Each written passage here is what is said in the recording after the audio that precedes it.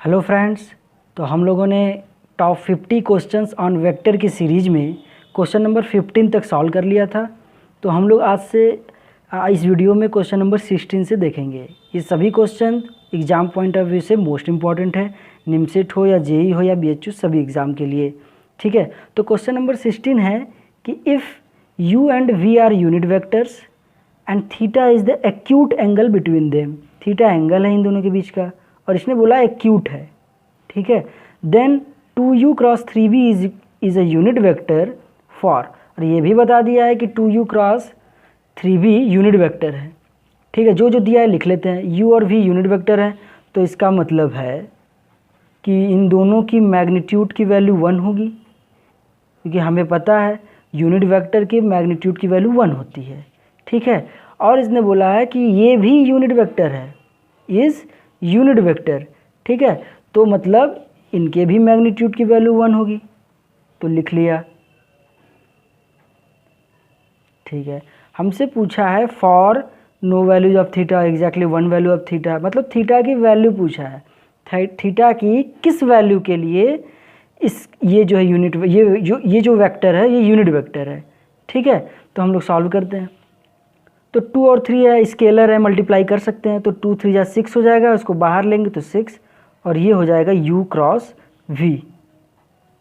ठीक है, और हम लोगों ने a क्रॉस b का फार्मूला पढ़ा है कि a cross b is equal to होता है magnitude of a magnitude of b sine theta, एक और चीज़ आता है n कैप, ये यूनिट वेक्टर होता है। ठीक है, अगर हम इसका मैग्नीट्यूड ले लें a क्रॉस b का मैग्नीट्यूड, ये तो ऐसे ही रहेगा।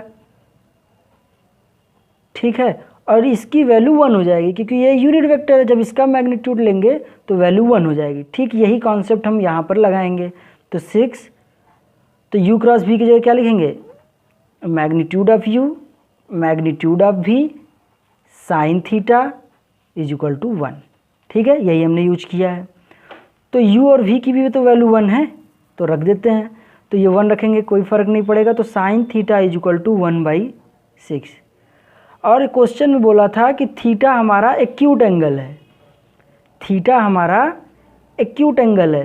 तो एक्यूट का मतलब है कि यार 90 से छोटा होगा। और यहाँ से अगर देखें साइन थीटा की वैल्यू 1/6 आई है, जो कि पॉजिटिव है। तो साइन थीटा पॉजिटिव किस में होता है, इसमें होता है और इसमें होता है ना। तो थीटा की 2 वैल्यू हो सकती है, या तो ये होगी इसमें की, या तो इस क्वाड्रेंट की होगी। लेकिन क्वेश्चन में बोला था एक्यूट एंगल है, तो एक्यूट एंगल मतलब 90 से छोटा, इसमें ही आएंगे। तो यानी कि थीटा की हमें एक ही वैल्यू मिलेगी। ठीक, तो यानी कि हमें थीटा की एक ही वैल्यू मिलेगी। तो ऑप्शन कौन सा सही होगा, एग्जैक्टली 1 वैल्यू ऑफ थीटा। तो option number B is the right answer. तो क्वेश्चन नंबर 17 है if the angle between vectors a and b is π/3, मतलब a और b के बीच का एंगल π/3 है, and the area of triangle with adjacent side parallel to a and b is 3, then a dot b, ये पूछ रहा है। और हमें क्या दिया है कि ये 3 क्या है, एरिया ऑफ ट्रायंगल। तो हमें फार्मूला पता है एरिया ऑफ ट्रायंगल का, क्या होता है फार्मूला, होता है area of triangle is equal to half a cross b, ये फार्मूला है। ठीक है, तो एरिया ऑफ ट्रायंगल की वैल्यू तो दी हुई है 3 है ना। एरिया ऑफ ट्रायंगल की वैल्यू 3 है, तो हम लोग 3 यहाँ रख लेते हैं। तो 1/2 a क्रॉस b, और अच्छे से सॉल्व करें तो ये 6 हो जाएगा। तो a cross b is equal to 6। अभी हम लोगों ने ऊपर यही फार्मूला पढ़ा था ना, तो यही हम लोग पुट कर देंगे। तो क्या हो जाएगा, magnitude of a magnitude of b और sine theta is equal to 6। और हमें थीटा की वैल्यू दी हुई है, बोला था a और b के बीच का एंगल π/3 है, तो हम लोग रख लेते हैं π/3। तो magnitude of a magnitude of b sine π/3, यानी कि साइन 60 डिग्री। साइन 60 की क्या होती है वैल्यू, √3/2। तब इसको सॉल्व कर लेते हैं। Magnitude of a magnitude of b is equal to 2 6 जा 12 अपॉन √3। √3 नीचे अच्छा नहीं लग रहा, रूट वाली वैल्यू नीचे नहीं होनी चाहिए, तो हम लोग √3 का ऊपर नीचे मल्टीप्लाई कर लेते हैं। तो ये आ जाएगा और नीचे 3 हो जाएगा, और इसका सब मल्टीप्लाई करेंगे तो 4√3। तो ये किसकी वैल्यू आई है, मैग्नीट्यूड ऑफ ए और मैग्नीट्यूड ऑफ बी की वैल्यू आई है। हमसे पूछा क्या है, ए डॉट बी पूछा है, ठीक है। तो ए डॉट बी क्या होगा, A dot B is equal to, और डॉट प्रोडक्ट का हमने फार्मूला पढ़ा है, क्या होता है, A dot B is equal to होता है magnitude of A magnitude of B cos theta. तो रख लेते हैं magnitude of A magnitude of B cos theta, और ये थीटा क्या है, ए और बी के बीच का एंगल है, तो हम लोग रख लेते हैं। अच्छा, ये वाली वैल्यू अभी हम लोगों ने निकाला है ना, 4√3 रख लेते हैं, इनटू कॉस थीटा, मतलब कॉस थीटा क्या था, π/3। तो बस इसको सॉल्व कर लेते हैं, यानी ये cos 60 की वैल्यू 1/2, तो काट देंगे तो आ जाएगा 2√3। तो ऑप्शन मैच करा लेते हैं, कौन सा ऑप्शन सही होगा, तो option number B is the right answer.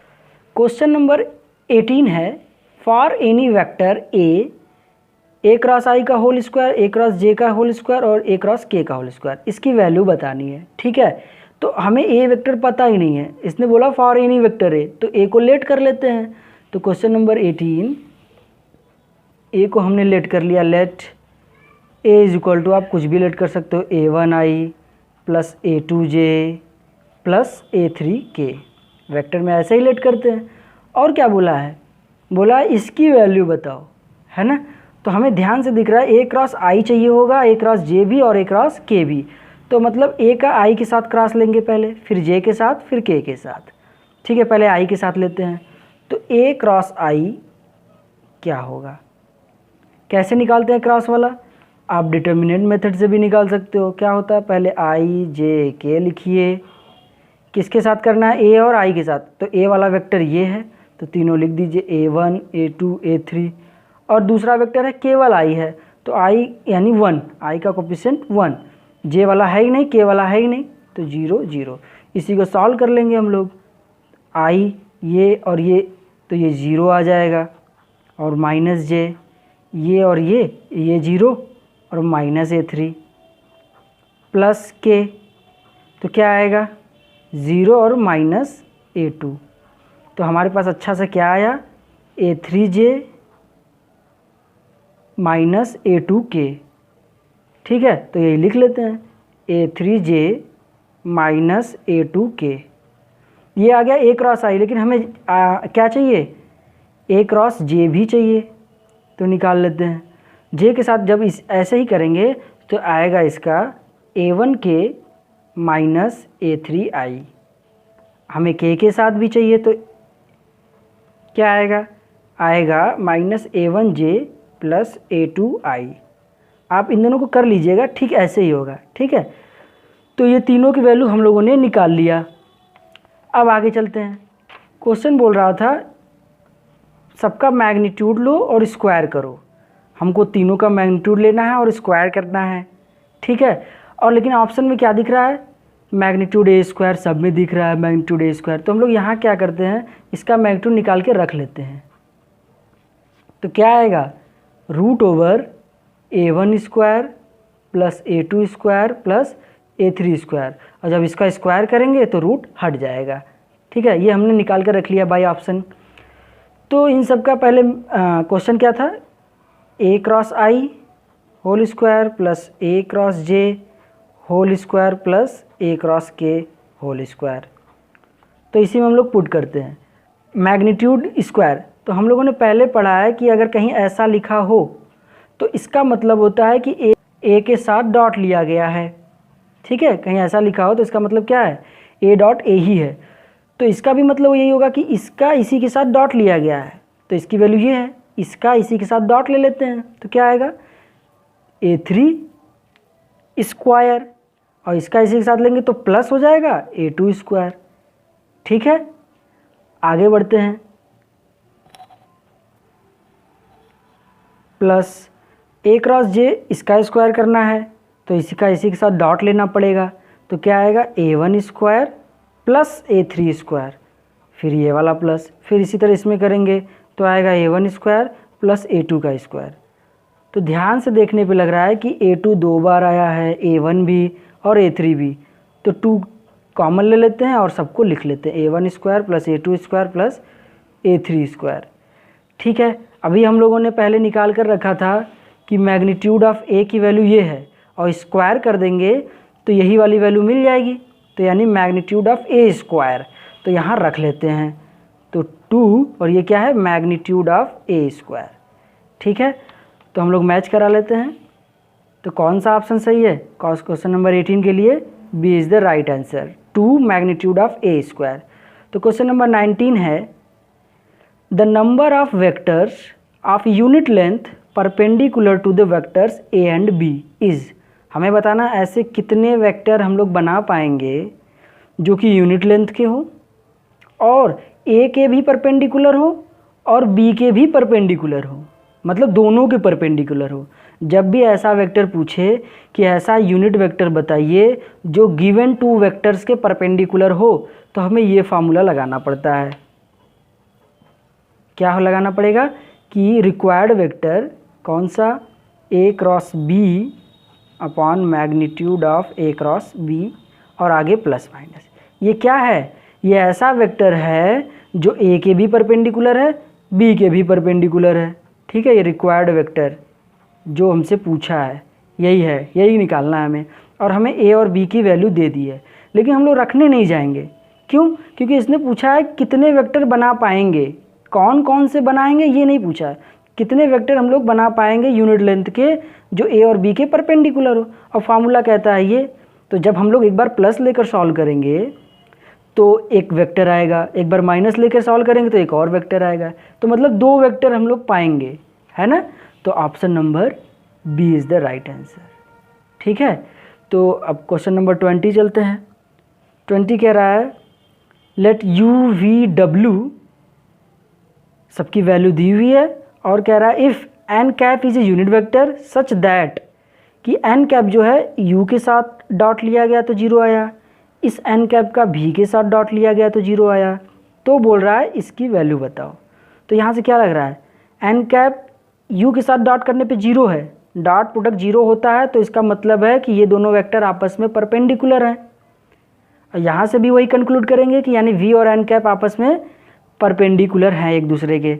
तो कहने का मतलब है एन कैप यू के भी परपेंडिकुलर है, एन कैप भी के भी परपेंडिकुलर है। तो अभी जस्ट फार्मूला पढ़ा, ऐसा वेक्टर जो 2 लोगों के परपेंडिकुलर हो, तो कौन सा फार्मूला, ये वाला। ठीक है ना। और यहाँ पे कौन है, यहाँ पे लिखा है कि u dot N cap question number 20 is equal to 0, तो मतलब u वाला u जो है एन कैप के परपेंडिकुलर है, and v dot N cap is equal to 0, मतलब v जो है ये भी परपेंडिकुलर है एन कैप के, है ना। तो मतलब हम लोग ध्यान से देख रहे हैं कि एन कैप यू के भी परपेंडिकुलर है, भी के भी, तो वही फार्मूला एन कैप क्या रहा होगा, u cross v upon magnitude of u cross v।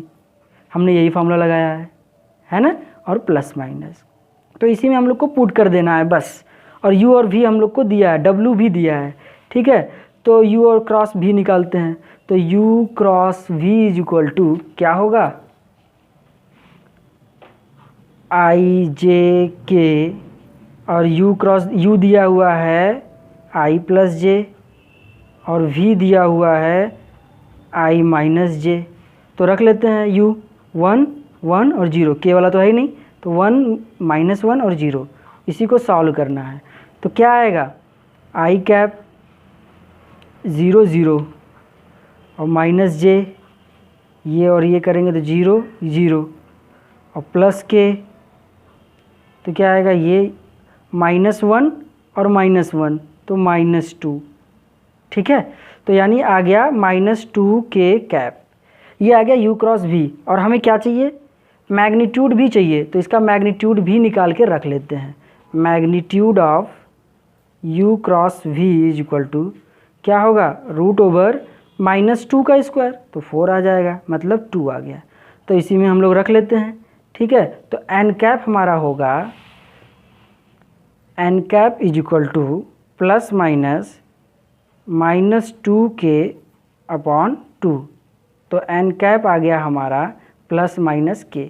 ठीक है, 2 कैंसिल, और माइनस जब इसमें मल्टीप्लाई करेंगे तो वही +-k आएगा, तो ये एन कैप आ गया। लेकिन हमसे पूछा था W डॉट एन कैप की वैल्यू क्या होगी।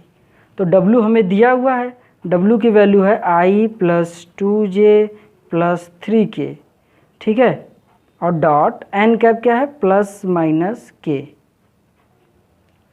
तो हम लोग डॉट प्रोडक्ट कर लेते हैं I का I के साथ, इसमें I है ही नहीं तो 0, J वाला भी 0, तो K के साथ करेंगे तो प्लस माइनस 3 आएगा, प्लस माइनस 3। तो मैग्नीट्यूड हटाएंगे तो केवल 3। तो हम लोग ऑप्शन मैच करा लेते हैं। तो ऑप्शन नंबर है, option number first A is the right answer, ठीक है। तो ये सभी क्वेश्चन इंपॉर्टेंट है, आपको क्वेश्चन ये सरल नहीं लगेंगे, ठीक है, ये लेवल के क्वेश्चन है। तो आप लोग इनको सॉल्व करेंगे तो आपको बेनिफिट ज़रूर होगा। ऐसे ही क्वेश्चन आपको एग्जाम में देखने को मिलेंगे। अगर आपको वीडियो समझ में आया तो लाइक करें, चैनल को ज़रूर सब्सक्राइब करें फॉर फर्दर अपडेट्स। तब तक के लिए थैंक यू।